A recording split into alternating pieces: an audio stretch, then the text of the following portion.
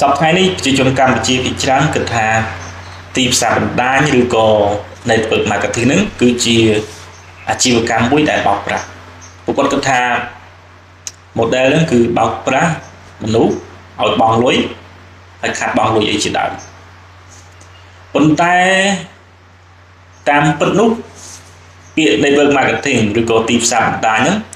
ប្រព័ន្ធហ្នឹងគឺល្អទេវាអត់អាក្រក់ទេប៉ុន្តែគឺមនុស្សទេដែលធ្វើវាក្នុងផ្លូវខុសដែលនាំឲ្យ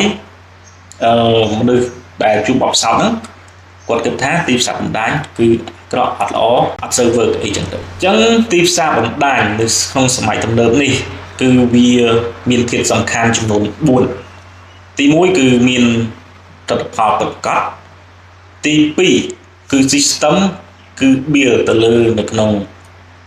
លក្ខខណ្ឌ e-commerce បានន័យថាមាន platform សម្រាប់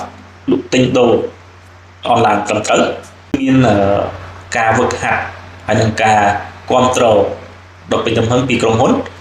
ហើយនៅចុងក្រោយគឺ digital tools បានន័យថាអ្វីទាំងអស់គឺ go digital ហើយអញ្ចឹងទីផ្សារបណ្ដាញបោកប្រាស់ពីច្រើនគឺយើងឃើញវាអត់មានផលប្រកបទេហើយ system ក៏ញ៉ៃគឺពិបាកយល់ហើយអ្វីដែលជាពិសេសនោះគឺគេសន្យាថាបានលុយលឿនអញ្ចឹងបានលុយលឿនដាក់លុយបាច់បានលុយភ្លាមលឿនអាហ្នឹងគឺសិតតែបញ្ហាហើយអញ្ចឹងអ្នកដែលចូលនៅក្នុង network marketing ហ្នឹងមិនប្រកាសថាជោគជ័យទាំងអស់គ្នាទេវាដូចជាការរកស៊ីខ្លួនឯងក៏ការបើកអាជីវកម្មអញ្ចឹងមិនមែនគ្រប់គ្នាបើកអាជីវកម្មឬក៏រកស៊ីខ្លួនឯងហ្នឹងសុទ្ធតែជោគជ័យទេព្រោះអីការធ្វើនៅក្នុងទីផ្សារបណ្ដាញគឺវាទាមទារការរៀនសូត្រការដែលព្យាយាមធ្វើមិនបោះបង់ក៏ដូចជា